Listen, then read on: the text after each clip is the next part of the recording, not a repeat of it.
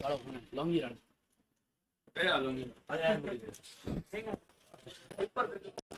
प्यास लगी। बैठो बैठो, वापस बैठो, जा कहाँ रहे हो? ये हो गया, नोट हो गया क्या? नए वाले नोट हो गया? ये लिख दिया क्या? लिखो तो।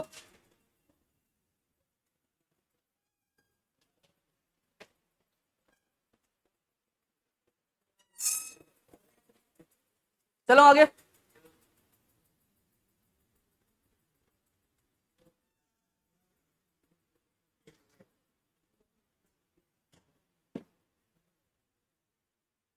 अरे पीछे बातें नहीं रे, अरे सुन ले।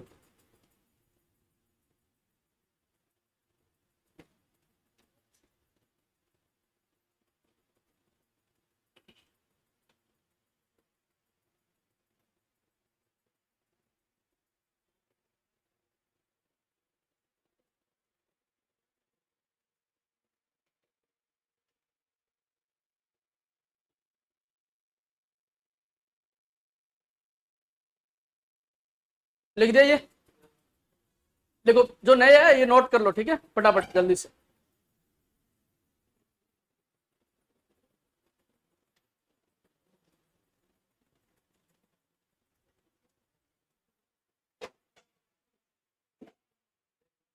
बातें नहीं।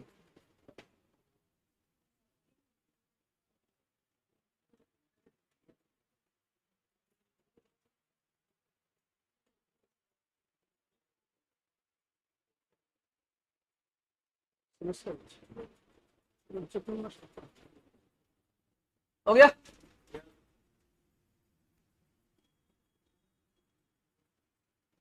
देखो इधर ध्यान दे दो, फिर इनको एक साथ नोट करना। तो सबसे पहले अपनी शाखा हो गई पोमोलॉजी। क्या शाखा हो गई? पोमोलॉजी। यानी कि इसके अंतर्गत अपन किसका अध्ययन करेंगे? फलों का अध्ययन करेंगे।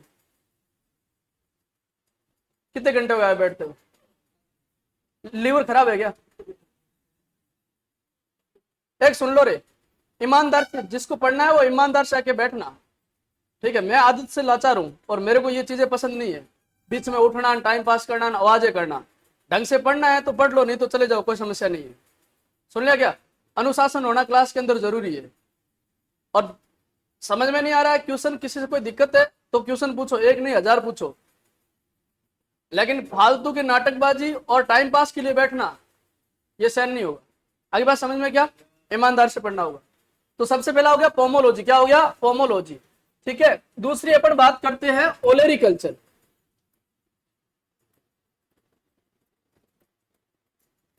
ओलेरिकल्चर, देखो इंग्लिश के शब्द याद रखने हैं, ठीक है, क्योंकि ओलेरिकल्चर को अब हिंदी में बोलते हैं सब्जी विज्ञान। क्या बोलते हैं? सब्जी विज्ञान।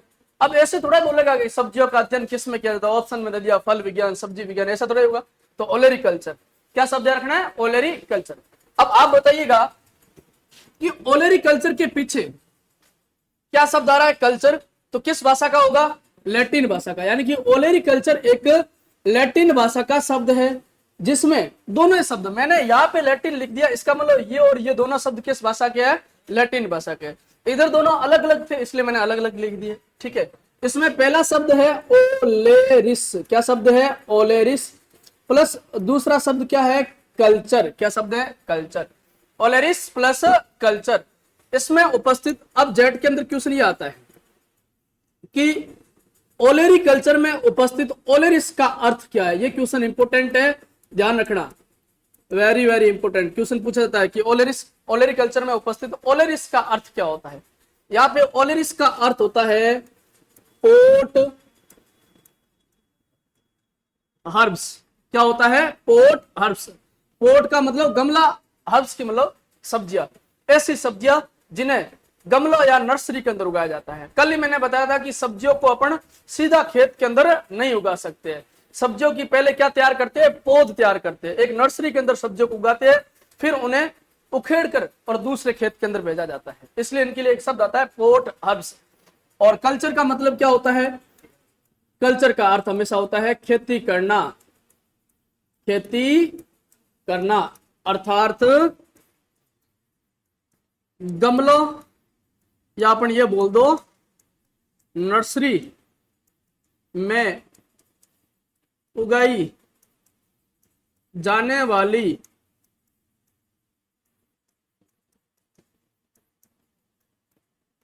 सब्जियां, नर्सरी में उगाई जाने वाली सब्जियों की खेती का जो अध्ययन करते हैं उसी को क्या बोलते हैं, ओलेरी कल्चर कहते हैं। ठीक है, अब यहां से क्वेश्चन सीधा ये पूछ सकते हैं कि फलों का अध्ययन किसके अंतर्गत किया जाता है, पोमोलॉजी के अंतर्गत। सब्जियों का अध्ययन किसके अंतर्गत किया जाता है, ओलेरी कल्चर के अंतर्गत। ठीक है, किस भाषा का शब्द है यह भी ध्यान में रखना है। फिर अपन पूछे कि सर ओलेरी कल्चर के जनक किसे कहा जाता है, ओलेरी कल्चर के जनक, तो ओलेरी कल्चर के जनक LH बेली को कहा जाता है। ओलेरी कल्चर के जनक किसे कहा जाता है, LH बेली को। तो इसके अंदर सबसे पहले आती है पोमोलॉजी। पोमोलॉजी के अंतर्गत अपने जेट के अंदर 13 फल पढ़ेंगे। कितने फल पढ़ेंगे, 13। फिर आएगी सब्जियां, इन सब्जियों के अंदर 25-30 सब्जियां पढ़ेंगे। क्या पढ़ेंगे, 25। बहुत इजी तरीके से पढ़ेंगे, ऐसे नहीं है होने में तो भराने में तो मैं 150-200 पेज भी भरा सकता हूं, लेकिन आपको बिल्कुल शॉर्ट और आसान तरीके से आपको याद हो जाएगा। अभी आप थोड़े दिन रुको, ऐसे 3-4 दिन आप पढ़ोगे ना, तब आपको ऐसे हॉर्टिकल्चर के अंदर इंटरेस्ट आना स्टार्ट हो जाएगा। क्यों सारी चीजें अपन को ऐसे मैं कंटेस्ट करा दूंगा, आपको ऐसे लगता है जैसे हम प्रैक्टिकली कर रहे हैं, पढ़ नहीं रहे हैं। ठीक है ना, तो इस प्रकार से अपन पढ़ेंगे। तो पहला हो गया पोमोलॉजी और दूसरा क्या हो गया, ओलेरीकल्चर। तीसरी बात आती है किसकी, फ्लोरिकल्चर की। किसकी बात आएगी, फ्लोरिकल्चर की। चलिएगा, तीसरी बात आती है फ्लोरिकल्चर। अब नाम से पता चल गया होगा, फ्लोरिकल्चर यानी कि किसका अध्ययन करेंगे, फूलों का अध्ययन। फूलों को इंग्लिश में क्या बोलते हैं, फ्लावर बोलते हैं ना। यानी कि फ्लोरिकल्चर किस भाषा का शब्द है, लैटिन भाषा का शब्द है। किस भाषा का है, लैटिन। इसमें भी दो शब्द है, एक तो शब्द है फ्लोरिस, क्या है, फ्लोरिस, प्लस दूसरा शब्द क्या है, कल्चर। यहाँ पे फ्लोरिस का अर्थ क्या होता है, फूल और खेती करना, अर्थात फूलों की खेती का अध्ययन जिसके अंतर्गत किया जाता है उसे अपन क्या बोलते हैं, फ्लोरिकल्चर बोलते हैं। क्या कहते हैं, फ्लोरिकल्चर। और फ्लोरिकल्चर के जनक किसे कहा जाता है, MS रंधावा। किसे कहा जाता है, MS रंधावा को फ्लोरिकल्चर के जनक कहा जाता है। क्लियर है, फलों का अध्ययन, सब्जियों का अध्ययन, फूलों का अध्ययन। नेक्स्ट देखिएगा, चौथी हॉर्टिकल्चर की शाखा आती है, इंपॉर्टेंट है, ध्यान रखना।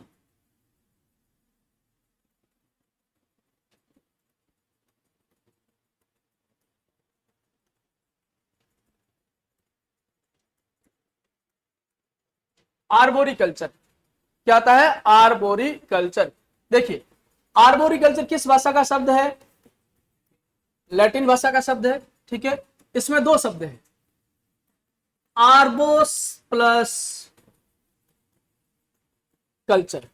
इसमें उपस्थित आर्बोस शब्द का अर्थ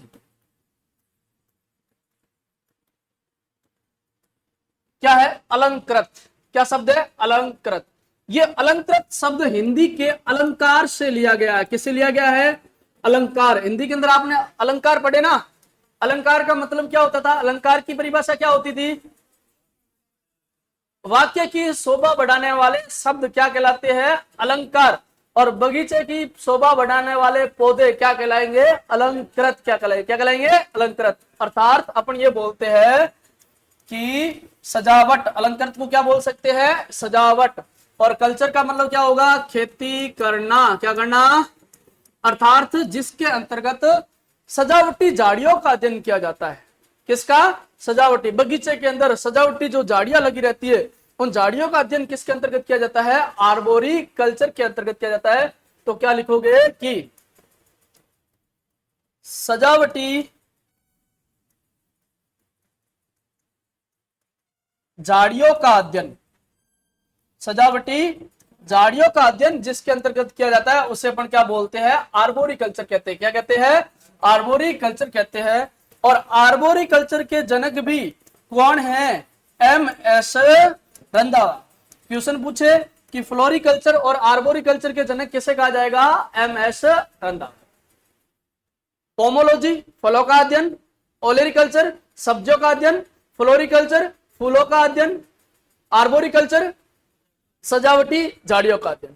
फल हो गए, फूल हो गया, सब्जी होगी, सजावटी झाड़ियां होगी। 4 चीजें तो अपन ये पढ़ेंगे। 5वीं चीज पढ़ेंगे अपन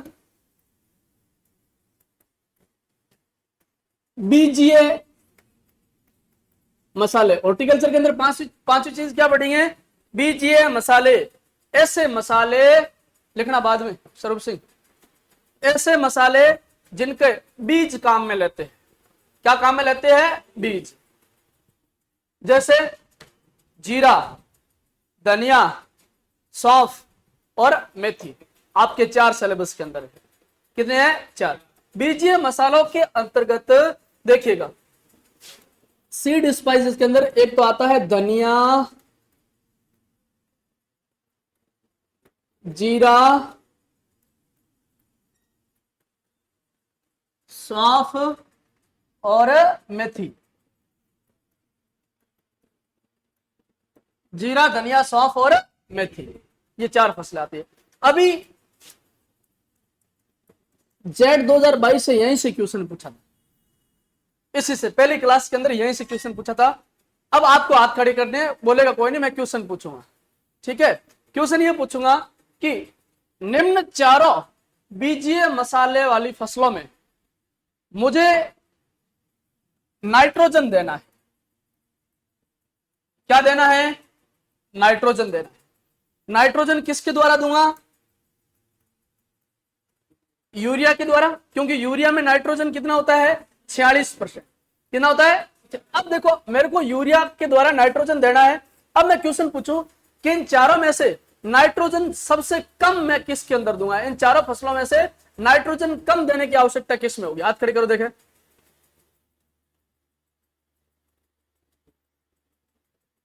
देख लो, किसी को नहीं रहा, सिर्फ ये लाइन, क्योंकि इनको 12वीं के अंदर मैंने बहुत मचकाया है। ठीक है ना, इनको, इसलिए देख लो सभी के हाथ खड़े हैं। आंसू खड़ा हो जा। किस में देंगे? सबसे कम मेथी में। क्यों देंगे? रमेश खड़ा हो। सबसे कम मेथी में क्यों देते हैं? नाइट्रोजन। सीधा खड़ा रह जा। हाँ, क्या क्या बोला? क्यों करती है? क्यों पाई जाती है? इनके अंदर तो नहीं है। धनिया, जीरा, सौंफ के अंदर तो राइजोबियम नहीं है। वेरी गुड, क्योंकि ये कौन से कुल की है? लेग्यूमिनेसी। बैठ नीचे।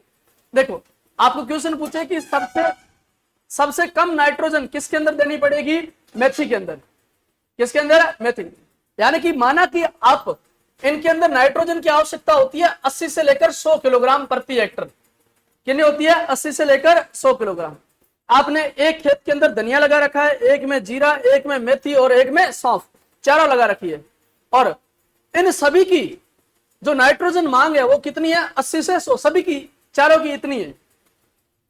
आपने धनिया में भी 80 से 100 किलोग्राम नाइट्रोजन दे दिया, जीरे में भी दे दिया, सौंफ में भी दे दिया। अब मेथी की 80 से 100 किलोग्राम रिक्वायरमेंट तो है, उसकी मांग तो इतनी है, लेकिन आपको इतनी देनी नहीं है। क्योंकि ये जो मेथी होती है ना, मेथी का पौधा इस टाइप से होता है। और मेथी का जो पौधा होता है वो होता है लेग्यूमिनेसी कुल का। कौन सी कुल का? नाम सुना? लेग्यूमिनेसी का दूसरा नाम क्या होता है? फैबेसी। क्या होता है? फैबेसी। और जीरा, धनिया, सौंफ, ये तीनों है, ये है एपीएससी कुल की। कौन से कुल की? एपीएससी। क्लियर कर देता हूं कि ये तीनों जो है ना, धनिया, जीरा और सौंफ, ये है एपीएससी। पार्स बता, एपीएससी का दूसरा नाम क्या होता है? अम्बेलिफेरी। क्या होता है? अम्बेलिफेरी। क्या होता है? अम्बेलिफेरी। ये जो तीनों फसलें हैं, ये कौन से कुल की है? एपीएससी या अम्बेलिफेरी कुल की। क्या एपीएससी या अम्बेलिफेरी कुल की जड़ों में नाइट्रोजन, जड़ों में राइजोबियम की गांठें होती है क्या? नहीं होती है। और जो मेथी है, और यही क्वेश्चन पूछा था जेड के अंदर, जो मेथी है, ये मेथी होती है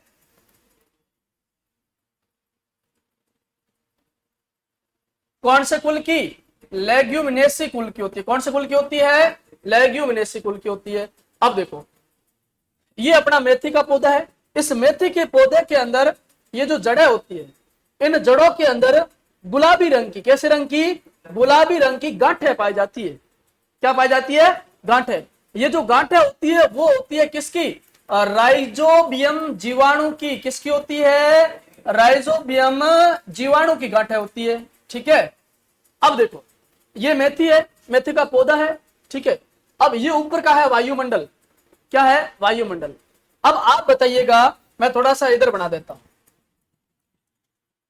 ये मेथी का पौधा है और ये मेथी के ऊपर वायुमंडल है। वायुमंडल के अंदर नाइट्रोजन कितनी होती है? अरे कितने परसेंट होती है? 78 से 79% होती है। कितनी होती है? 78 से 79% वायुमंडल के अंदर नाइट्रोजन पाई जाती है। ठीक है, और ये मेथी है, और मेथी की जड़ों के अंदर किस रंग की? गुलाबी रंग की। किस रंग की? गुलाबी रंग की गांठें पाई जाती है, और ये गांठें होती है किसकी? राइजोबियम जीवाणु की गांठें। किसकी गांठें है? राइजोबियम जीवाणु की गांठें है। ठीक है, इन राइजोबियम जीवाणु की जो गांठें होती है, इन गांठों के अंदर एक जीन पाया जाता है। उस जीन का नाम होता है निम्फ जीन। कौन सा जीन? Nymph gene. अब ये निम्फ जीन क्या करता है पता है? ये निम्फ जीन सीधा का सीधा कांटेक्ट करता है वायुमंडलीय नाइट्रोजन से। अपन को आंखों से दिखाई तो नहीं देगा, लेकिन निम्फ जीन क्या करेगा? वायुमंडलीय नाइट्रोजन से सीधा कांटेक्ट करेगा, और इस वायुमंडलीय नाइट्रोजन को क्या करेगा? खींचेगा, और खींचकर जड़ों के अंदर लाके क्या कर देगा? स्थिर। ये नाइट्रोजन है, ये वायुमंडलीय नाइट्रोजन है। इस वायुमंडलीय नाइट्रोजन को क्या कर देगा? स्थिर करेगा।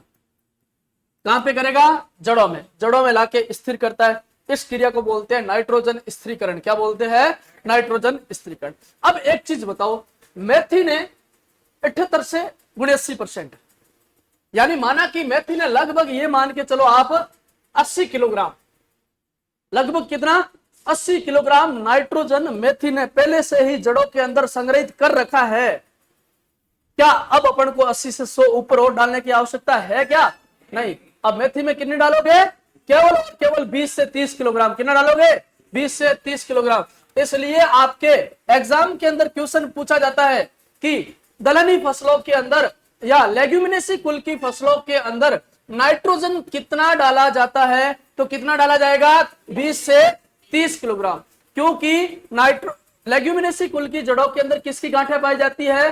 राइजोबियम जीवाणु की गांठें पाई जाती है। इसलिए अपन को नाइट्रोजन जितनी मांग है उतनी डालने की आवश्यकता नहीं है, क्योंकि ये 70 से 80 किलोग्राम पहले से ही एब्जॉर्ब कर चुका है। क्लियर है क्या? अरे बात समझ में आ गई क्या? लेकिन ध्यान रखिएगा,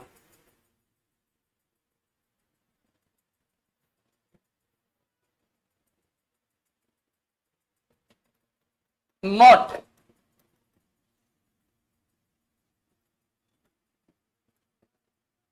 नॉट राजमा। कौन सी फसल? राजमा। राजमा को क्या बोलते हैं? French bean. क्या बोलते हैं? फ्रेंच बीन भी बोलते हैं। Rajma, French bean. राजमा एक दलहनी फसल है, लेग्यूमिनेसी कुल की फसल है, लेकिन राजमा नाइट्रोजन का स्थिरीकरण नहीं करती है। इसलिए राजमा में नाइट्रोजन कितनी डाली जाती है? 100 पार्स कितनी डाली जाती है? 100 से 120 किलोग्राम। कितनी डाली जाती है? 100 से 120 किलोग्राम। यानी कि नॉट राजमा या फ्रेंच बीन लेग्यूमिनेसी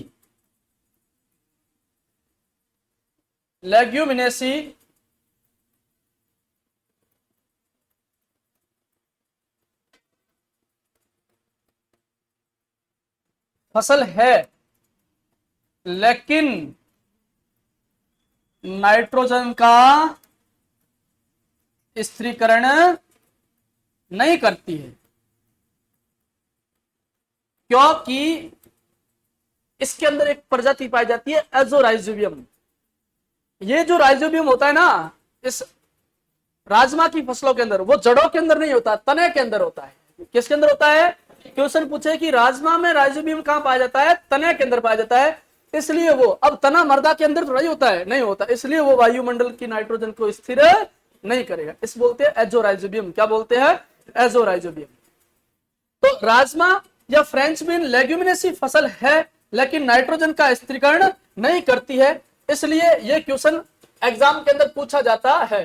ध्यान रखना, इसलिए राजमा में नाइट्रोजन, अतः राजमा में नाइट्रोजन, राजमा में नाइट्रोजन 100 से 120 किलोग्राम प्रति हेक्टेयर डाली जाती है।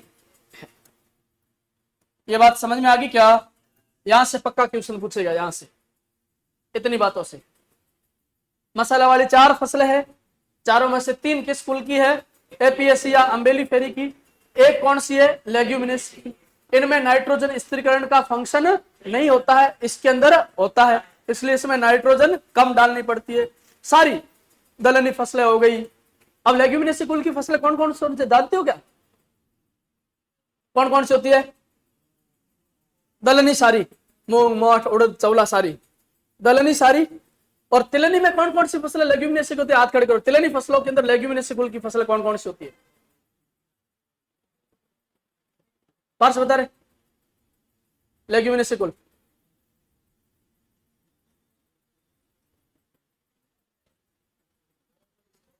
वेरी गुड, मूंगफली और सोयाबीन, ध्यान रखिएगा।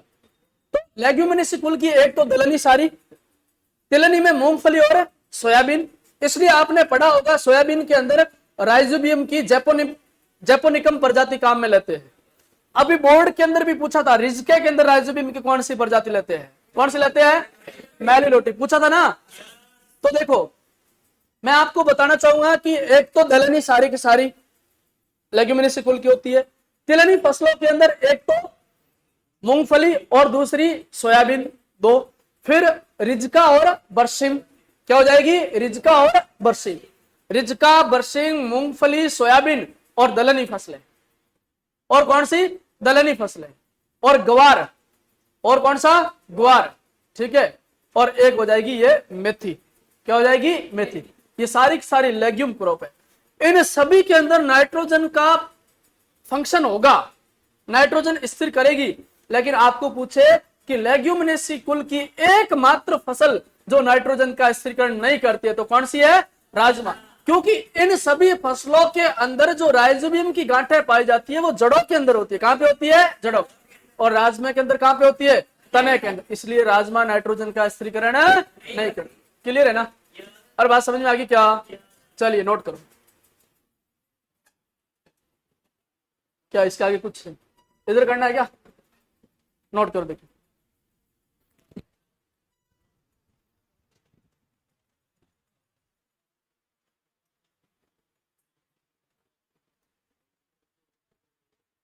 बातें नहीं रमेश।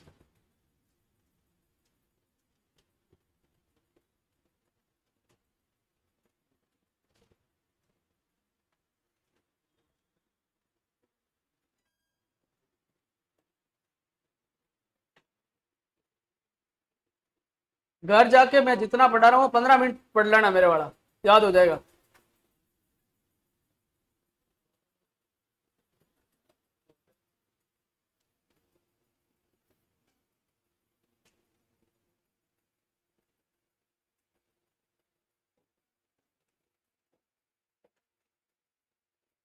हो गया नोट ये? और लिखो इतना जल्दी, लिखने पे ज्यादा टाइम जाया मत करो। काले पीले पेन यूज मत करो, लिखो इतना, सिर्फ आपके अलावा किसी को समझ में नहीं आना चाहिए, ठीक है?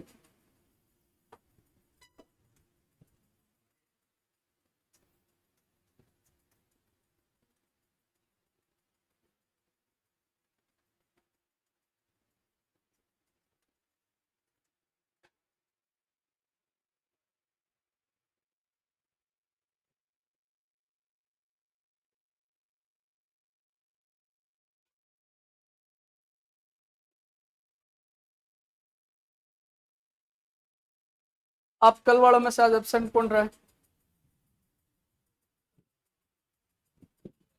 कोई रहा है? कौन? क्यों, कल आया था? क्यों रहा?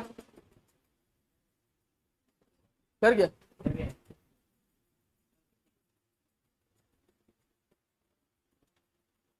हो गया नोट ये?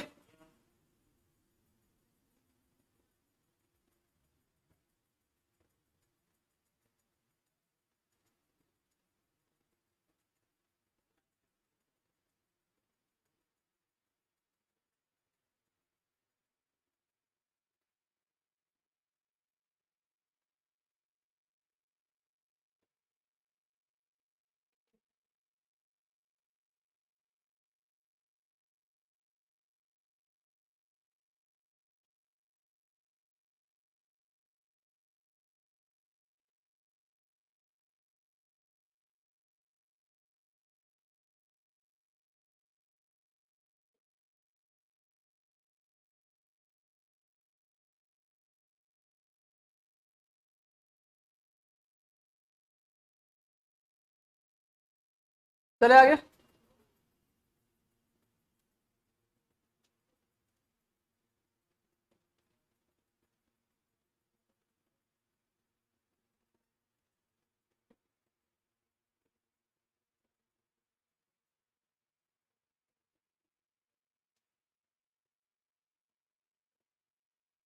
हो गया।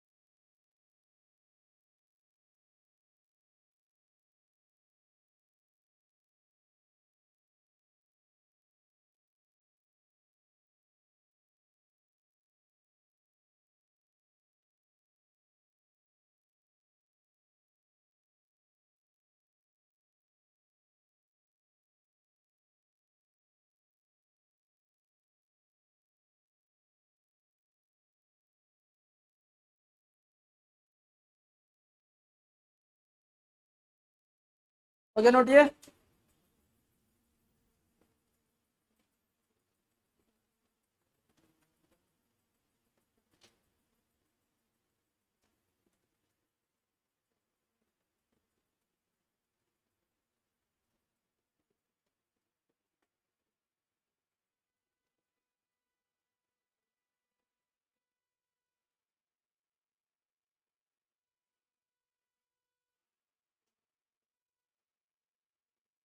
वो खम्मा तैयारी नहीं करेगी माँ? करेगी सोमवार से। घर गई हुई गाँव से आएगी या करेगी वही? आएगी। हो गया नोट ये। चलो सबका नोट हो गया ना? लिखो लिखो फटाफट लिखो।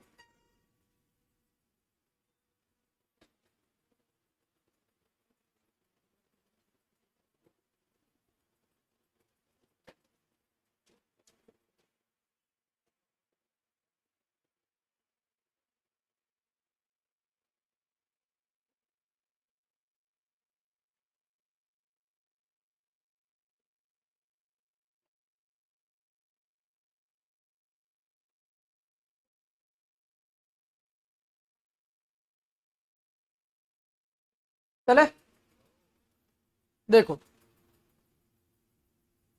अब अपना ये हॉर्टिकल्चर के अंदर शाखाओं की बात होगी, इन शाखाओं का अपन अध्ययन करेंगे। अब अपन हॉर्टिकल्चर के अंदर सबसे पहला टॉपिक स्टार्ट करते हैं और सबसे पहला टॉपिक है नर्सरी। क्या?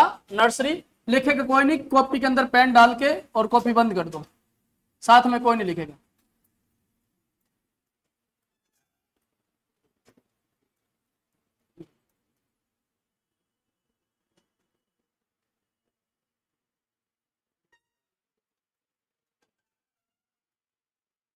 नर्सरी या इसे अपन बोलते हैं पौधशाला।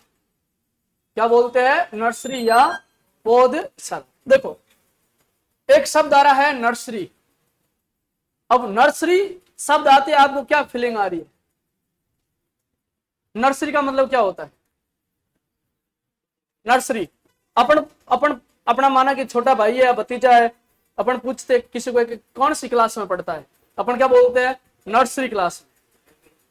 नर्सरी का यानी कि अभी तक वो क्या है? छोटा है, उसे सिर्फ और सिर्फ स्कूल जाना सिखा रही है, अभी तक उसे पढ़ाई से लेना देना नहीं है।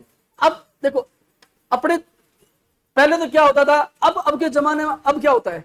बच्चों को चलिए बेटा जी आप स्कूल छोड़ के आते हैं, आपको ऐसे बोलते हैं, आपको बच्चे को बड़ा प्यार से, ठीक है, फिर उधर से मम्मी आती है, मेरे बच्चे को ऐसे लेके जाना, फिर पापा और मम्मी दोनों टाटा बाय बाय करते हैं, फिर बच्चे को स्कूल छोड़ते हैं, ठीक है ना, वहां मैडम को बोलते हैं मैडम थोड़ा स्पेशल बच्चे का ध्यान रखना। अपने क्या होता था?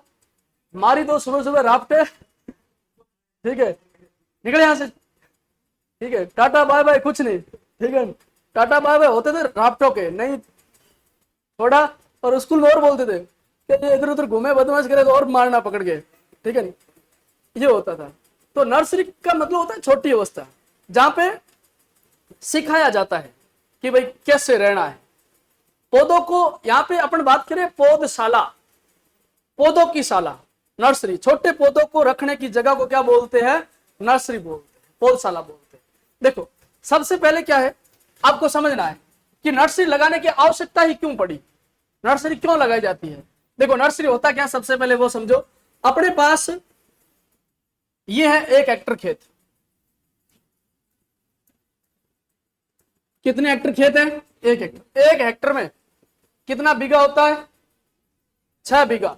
वैसे कोई फिक्स नहीं है, आप जोधपुर चले जाओ 4 बीघे मानते हैं, 5 बीघे मानते हैं, गंगानगर चले जाओ 4 बीघे मानते हैं, अलग अलग होते हैं सभी के, ठीक है। अपने इधर 6 बीघा मानते हैं, या फिर इसकी जो स्टैंडर्ड वैल्यू होती है वो होती है 10,000 मीटर स्क्वायर। 1 हेक्टर बराबर कितनी जमीन होती है?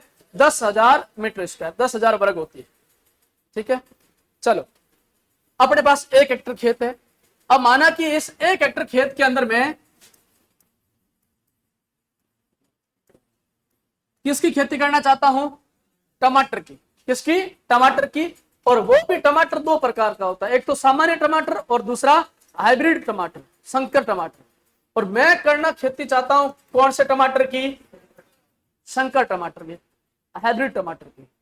और विज्ञान ये कहती है कि यदि आप संकर टमाटर की 1 हेक्टर के अंदर खेती करना चाहते हो तो आपको कितने बीजों की आवश्यकता होती है? तो संकर टमाटर की जो बीज दर होती है 1 हेक्टर की, वो होती है केवल और केवल 100 से 150 ग्राम प्रति हेक्टर। 1 हेक्टर के अंदर कितने बीज? 100 से 150 ग्राम। यानी कि मैंने आपको एक दोबा भर के बीज दे दिया, दोबा जानते हो ना, 2 मुट्ठी भर के बीज दे दिया, सिर्फ 2 मुट्ठी दिए, और मैंने ये बोला कि अब इन 2 मुट्ठी बीजों को 1 हेक्टर खेत के अंदर 6 बीघों के अंदर 10,000 मीटर स्क्वायर के अंदर खेती करके आओ। एक मैंने आपको ट्रैक्टर दे दिया, एक कल्टीवेटर दे दिया, एक को पीछे बिठा दिया, जाओ खेती करके आओ। कर लोगे क्या 2 मुट्ठी से 6 बीघों की खेती? है क्या पॉसिबल? नहीं।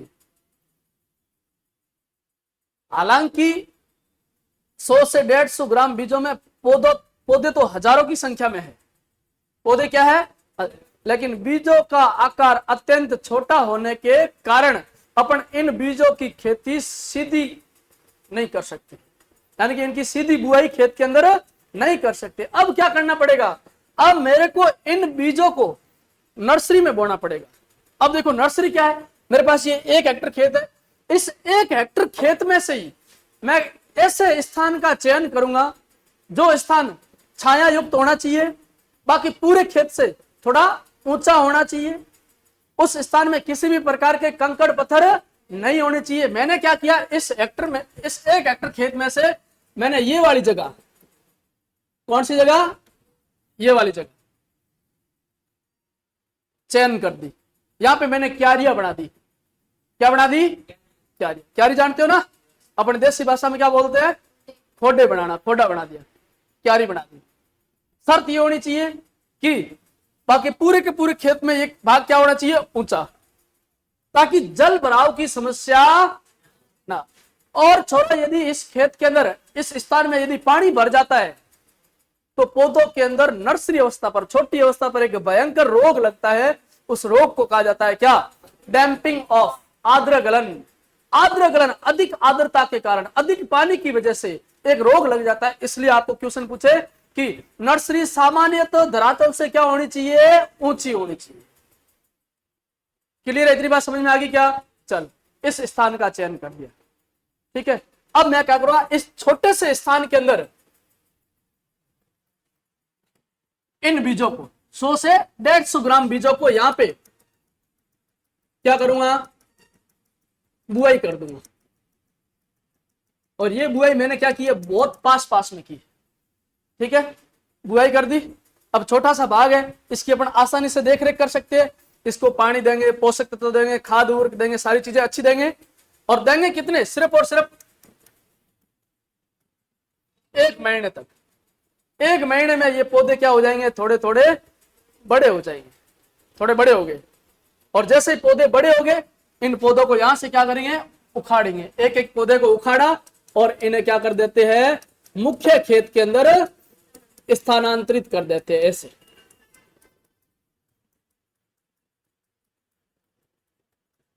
अब बताओ, 100 से 150 ग्राम बीज 1 हेक्टेयर के अंदर पूरे हुए या नहीं हुए, हो गए ना। और यदि अपन इनकी सीधी बुआई करते खेत के अंदर बीजों की, तो होते क्या, ना तो वो सीधे पूरे होते बीज, और नहीं अपन 1 हेक्टेयर के अंदर इनकी देखभाल कर सकते, नहीं कर सकते ना।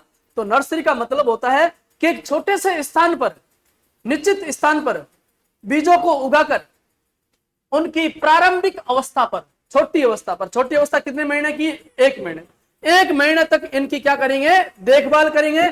फिर इन्हें नर्सरी से मुख्य खेत के अंदर ट्रांसफर कर देंगे। इसी को बोलते हैं नर्सरी। क्या बोलते हैं, नर्सरी। तो कबीरदास जी क्या कहना चाहते हैं, बात समझ में आ रही है क्या? अरे नर्सरी का मतलब समझ रहे हो ना। चलिए, पार्श बताएगा मुझे कि नर्सरी में तैयार हुए पौधों को, युवा पौधों को मुख्य खेत में ट्रांसफर करने की क्रिया क्या कहलाती है, प्रिकिंग कहलाती है।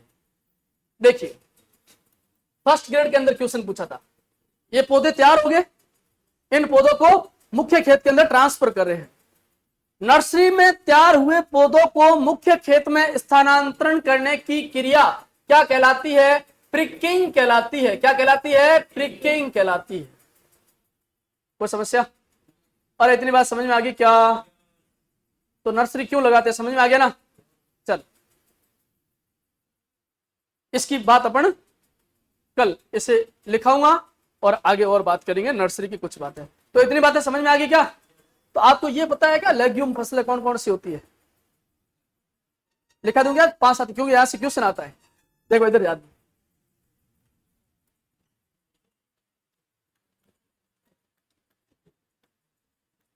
कॉपी के अंदर ऐसे नोट करके और टेबल ऐसे बोल्ट बना लेना, ठीक है।